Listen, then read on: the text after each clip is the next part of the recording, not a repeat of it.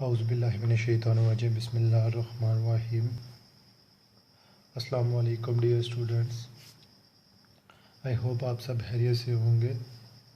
अल्लाह ताला हम सब का हामी और नासिर हो और कोरोना जैसी मुहल्लिक बीमारियों से हमारी हिफाजत फरमाए, आमीन।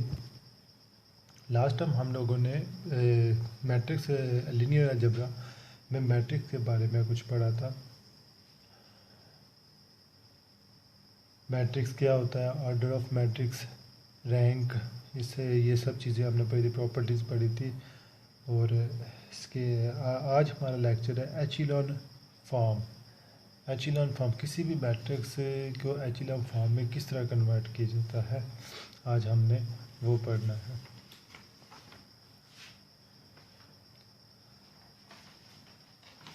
सबसे पहले चीज़ें देखेंगे कि एचिलॉन फॉर्म जो सी है वो यूज़ कहाँ पे होती है।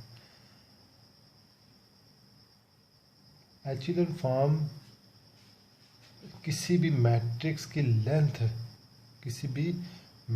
की लेंथ निकालने के लिए ये इस्तेमाल होती है, ठीक है। इसके लिए हमारे पास 3 पॉइंट्स होंगे एचिलॉन फॉर्म बनाने के लिए। मैं वो आपसे शेयर करता हूँ।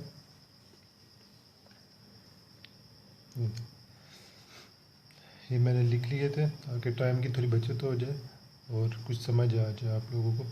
अ matrix is said to be echelon form.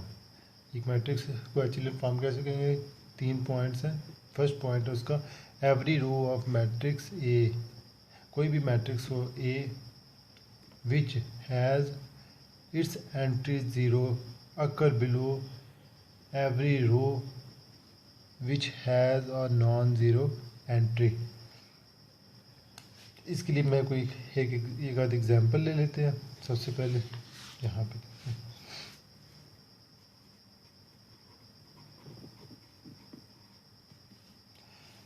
वो कह रहे हैं every row of matrix A, यानी भी किसी भी मैट्रिक्स ए की तमाम वो रो विच हैज़ एंट्रीज 0, जिसकी तमाम एंट्रीज क्या होंगी, 0 होंगी। अगर below every row which has a non zero entries, वो जितनी भी अब मैट्रिक्स के नॉन ज़ीरो एंट्रीज होंगी उनके सबसे नीचे होगा, सबसे नीचे। मिसाल के तौर पे ये मेरे पास एग्जांपल है, तो ये होगा, मैं खुद से फर्ज एग्जांपल खुद से लिख लेते हैं, 1 2 3 और यहाँ 0 5 0 0 10 14 0 0 0 8 0 0 0 0।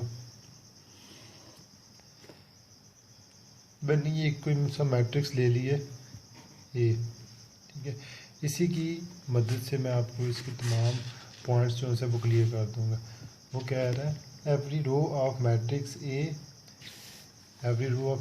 ए which has entry 0 occur below every row which has a non zero entries. देखिए इसमें नॉन ज़ीरो एंट्रीज जितनी भी हैं ये भी नॉन ज़ीरो एंट्रीज है, 1 2 3 4, इसमें कोई एलिमेंट ज़ीरो नहीं, ये भी नॉन ज़ीरो वाली एंट्री है। इसमें एक एलिमेंट ज़ीरो है, बाकी सारे नॉन ज़ीरो है। यहाँ पे ये 2 नॉन ज़ीरो, दो ज़ीरो, 2 नॉन ज़ीरो, ये 3 ज़ीरो और एक नॉन ज़ीरो। इसमें तमाम एलिमेंट ज़ीरो है। ये जो से ज़ीरो वाली रो है जिसकी तमाम एंट्री ज़ीरो है, ये क्या होगा, इसको बाकी तमाम रोज से सबसे नीचे होना चाहिए, ठीक है। ये हो गया, एक पॉइंट क्लियर हो गया हमारा। जिस रो की तमाम एंट्रीज 0 होंगी वो तमाम नॉन ज़ीरो रोज के सबसे नीचे होगा। ये एचिलॉन फॉर्म की पहली शर्त होगी। Second point, the first non zero entries in each non zero rows equal to 1। तमाम नॉन ज़ीरो रोज की जो जी फर्स्ट एंट्री होगी वो किसके इक्वल होनी चाहिए, वो 1 के इक्वल होनी चाहिए। मिसाल के तौर पे देखें, हमारे पास इसी मैट्रिक्स को ले ले, इसकी फर्स्ट एंट्री किसकी इक्वल है, 1 की इक्वल है, 2 3 4, यहाँ पे 0 5 8 है। यहाँ पे वो कह रहा है तमाम हर रो की फर्स्ट एंट्री जो सी होगी वो 1 की इक्वल होगी। ये मैट्रिक्स ऑफ एचेलॉन फॉर्म, ठीक है। यहाँ पर अगर हम इसको 1 इधर 1 और इधर 1 बनाना शुरू कर देंगे तो बहुत लंबा प्रोसेस हो जाएगा। तो अगर यहाँ पे 5, यहाँ पे 10, यहाँ पे 8 है तब भी कोई फ़र्क नहीं पड़ेगा। ये जो सी ये सेकंड प्रॉपर्टी जो सी उसकी है द फर्स्ट, ये कुछ बुक्स में लिखी जाती है, कुछ बुक्स में नहीं लिखी जाती। अगर आप लोगों ने यहाँ पे इसकी फर्स्ट एंट्रीज 1 बनानी है एवरी हर रो की तो बना लें, अगर नहीं बनती तब भी ठीक है, ठीक है। लिहाजा ये पॉइंट इतना हार्ड से कंसिडर नहीं किया जाता। Third, the number of zero before the first non zero element in row is less than the number of such zero in the next row. जो से होंगे नंबर ऑफ ज़ीरो, हर entries में number of zero जो से होंगे उनकी तादाद उससे पहली एंट्री से एक ज़्यादा कर लें। देखें यहाँ पे है 1 2 3 4 0 5 8, यहाँ पे 1 के नीचे 0 और उसके बाद 3 एंट्रीज नॉन ज़ीरो होगी। यहाँ पे 1, इसके बाद 2 0 फिर 40 और इसके बाद यहाँ पे 3 0 फिर 8, उसके बाद ये तमाम एंट्रीज 0 की इक्वल हो जाएंगी। ये इसकी 3 शर्त होगी। अब मैंने आपको एक और चीज़ बताई थी, रैंक क्या होता है किसी भी मैट्रिक्स से।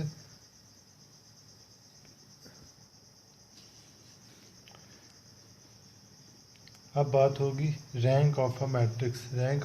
किसी भी मैट्रिक्स का रैंक क्या होता है या किस तरह रैंक को किस तरह डिफाइन किया जाता है, हम उसके बारे में पढ़ेंगे। मैंने आपको बताया था रैंक की definition, number of non zero rose, simple definition, number of non zero rose is called a rank. यहाँ पे भी लिखेंगे the rank of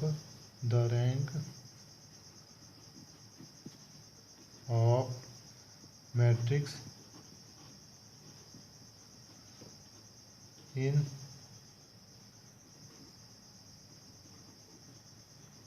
echelon form is equal to the number of non-zero rows of the matrix, ठीक है। Rank की definition, the rank of a matrix in echelon form is equal to the number of non zero rows of a matrix. Number of non zero rows of matrix क्या हमारी कहलाएगी, rank. अब देखना है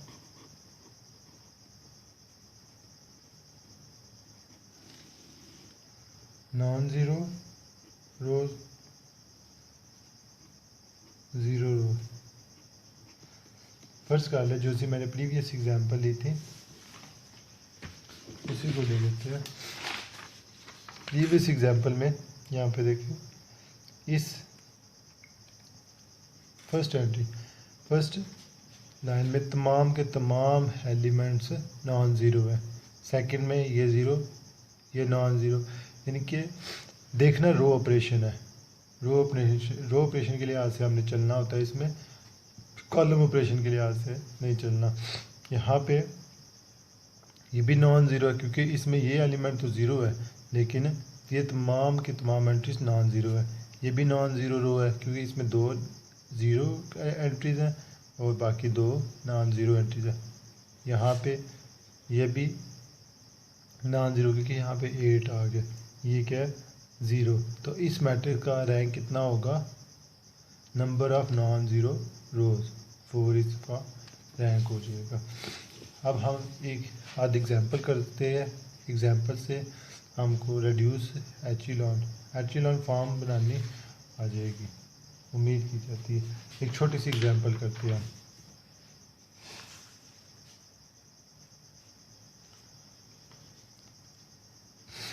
late कर लेते हैं, मैं खुद से कोई एग्जांपल लूँगा।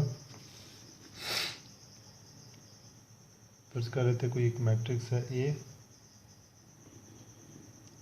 उसका मैंने कोई एंट्री डालता हूँ 6 3 -4 -4 1 -6 1 2 -5। अब हमने इसकी प्रॉपर्टीज़ के तहत चलना है। देखना, उन्होंने बोला था जोन से होंगे ज़ीरो, फर्स्ट प्रॉपर्टी, जिस रो के तमाम एलिमेंट ज़ीरो होंगे वो हमारे पास नीचे वाली जगह पे होना चाहिए, बाकी तमाम रोज़ के नीचे। अब मेरे पास कोई भी ऐसी रो नहीं है जिसकी तमाम एंट्री ज़ीरो, वो हमने बनानी है। ठीक है। सेकंड में था जो सी फर्स्ट एंट्रीज है, हर रो की फर्स्ट एंट्रीज मेरे पास 1 होनी चाहिए। थर्ड में था कि नंबर ऑफ ज़ीरो। अब सबसे पहले तो देखना है सेकंड के लिहाज से मेरे पास फर्स्ट एंट्री कितनी होनी चाहिए, वो 1 के इक्वल होनी चाहिए। तो मैं क्या करूँगा, यहाँ पे मेरे पास ऑलरेडी 1 मौजूद है, 1 2 -5, इन दोनों की साइड चेंज कर देंगे रो ऑपरेशन के लिहाज से। पे आ जाएगा इसका सलूशन, रो ऑपरेशन अप्लाई करेंगे। ठीक है, क्या होगा, इन दोनों की साइड चेंज कर दें, 1 2 -5 -4 1 -6 6 3 -4। और आगे और ये रो हो गया, चेंजिंग किस किस में लाई है, 1 और 3 में, तो आर 1 और 3। जिस रोज़ में हमने चेंजिंग लेके आनी है वो हमने फर्स्ट लिखनी है। पहली और तीसरी रो में चेंजिंग लेके आए हैं तो हमने क्या लिख दिया, रो 1 और 3। अब इसके नीचे 1 के नीचे ये दोनों क्या करने हैं, सिफर बना देने हैं। ठीक है, ज़ीरो कैसे बनेगा ये भी मैं आपको बताता हूँ। यहाँ पे 1 है तो इसको कौन से ऐसे नंबर से मल्टीप्लाई करके इसमें जमा या माइनस करेंगे तो यहाँ पे मेरे पास सिफर आ जाएगा। ठीक है, 4 में क्या चीज़ ऐड करेंगे तो उसी सिफर आ जाएगा, -4 है, 4 में -4 में +4, -4 +4 = 0, ये बन जाएगा। तो यहाँ पे मेरे पास एंट्रीज अगर इसमें +4 कर दिया जाए तो मेरे पास यहाँ पे 0 आ जाएगा। अब क्या करेंगे, लिखेंगे रैंक रो। देखिए क्या करना है, चेंजिंग किस में लेके आनी है, सेकंड रो को चेंज करना है। ठीक है, क्योंकि यहाँ पे सिफर बनाना है, यहाँ पे सिफर और यहाँ पे सिफर बनाना है, चेंज करना है सेकंड रो को। तो सेकंड रो को मैं फर्स्ट रखूँगा R2 यानी कि सेकंड रो। ठीक है, R2 में क्या करेंगे, देखेंगे R2 का एलिमेंट है -4, इसमें क्या चीज़ ऐड करनी है कि सिफर आ जाए, 0 आ जाए मेरे पास, तो वो होगा 4। R2 -4 है तो लिखेंगे R2 + 4 R1 यानी कि R2 सेकंड रो और फर्स्ट रो जो सी फर्स्ट रो है ना, इसे सारी को 4 से मल्टीप्लाई करके इसमें ऐड कर दे तो मेरे पास यहाँ पे एंट्री 0 बन जाएगी। यहाँ पे मैं इधर आपको करके बताता हूँ। यहाँ पे देखें, सबसे पहले इसकी R2 है, मैंने लिखा R2। ठीक है, R2 को लिख लेते हैं यहाँ पे, -4 1 -6, और मैंने फिर लिखा है +4 R1, यहाँ पे 4 R1 जो सी रो है ना फर्स्ट रो, इसकी तमाम एंट्रीज़ को मल्टीप्लाई कर देना 4 से। तो ये मेरे पास हो जाएगी 4, यहाँ पे 8, यहाँ पे 20। तो अगर इसको सॉल्व कर लिया जाए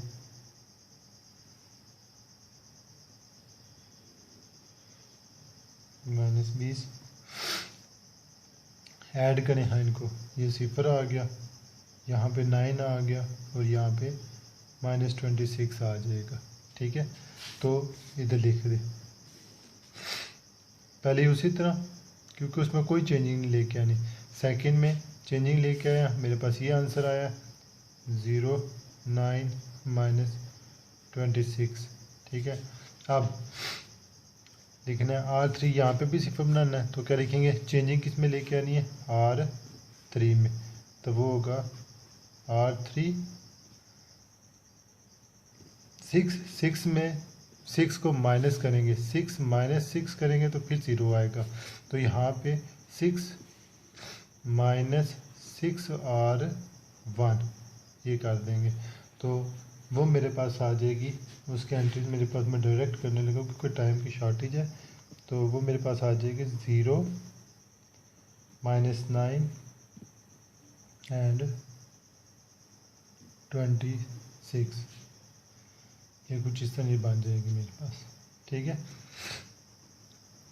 मैंने दो ये ऑपरेशन, दो ऑपरेशन में अप्लाई करके, तो यहाँ पे यानी कि फर्स्ट के नीचे दोनों आ गए 0 0, यहाँ पे दोनों 0 0 आ गए।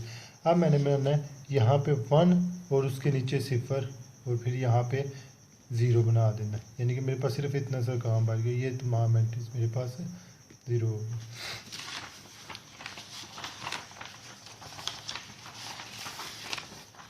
अब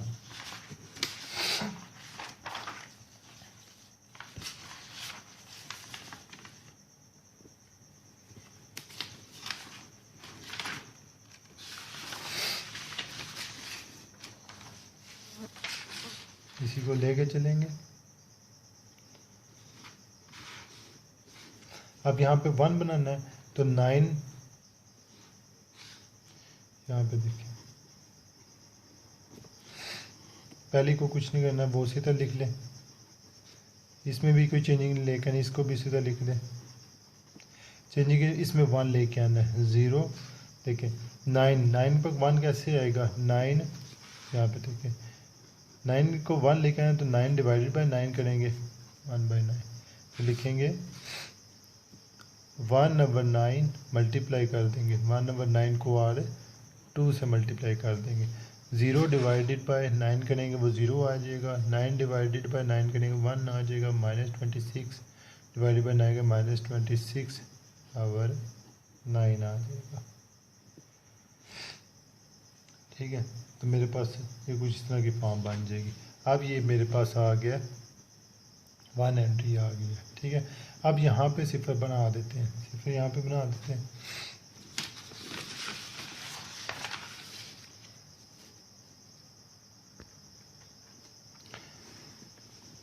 अच्छा, अब हमने क्या करना है, यहाँ पे 0 बनाना है, 1 के नीचे 0।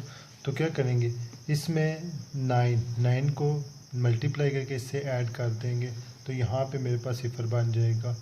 देखते हैं सबसे पहले,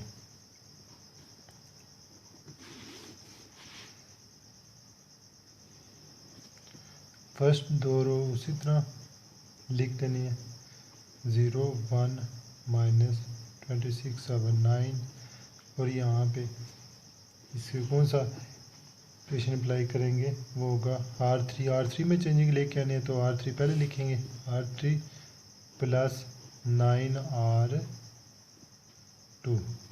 तो ये क्या होगा, यहाँ पे देखें R3 मेरे पास कितना है, 9 है, -9 प्लस ये 9 R2 कितनी है, R2 की ये एलिमेंट मेरे पास एंट्री कितनी है, 1 है, इंटू 1 -9 + 9, ये दोनों क्या होगा 0, तो यहाँ पे मेरे पास 0 बच गया। अब फिर R3 कितना है, 26 है। ठीक है, + 9 R2 की मेरे पास एंट्री है -26 पावर 9, ये 9 और 9 कैंसिल, 26 माइनस 26 ये कैंसिल, यहाँ पे भी सिफर आ जाए। तो एचिलन फॉर्म ये मेरे पास एचिलन फॉर्म बन गई। इसकी पहली शर्त, तमाम एंट्रीज जो से ज़ीरो वाली जो से रो है वो सबसे नीचे आ गई, ठीक है। फिर हर रो की फर्स्ट एंट्रीज कितनी है, 1 होगी, सेकंड शर्त, और 0 फर्स्ट रो के बाद 1 0, उसके बाद 2 0 3 0 4, वो चलता जाएगा, ठीक है। ये हमारे पास एचिलन फॉर्म कंप्लीट होगी। इसके मतलब आप लोग बच्चों से कोई भी क्वेश्चन हो तो आप मुझसे पूछ सकते हैं। Thank you.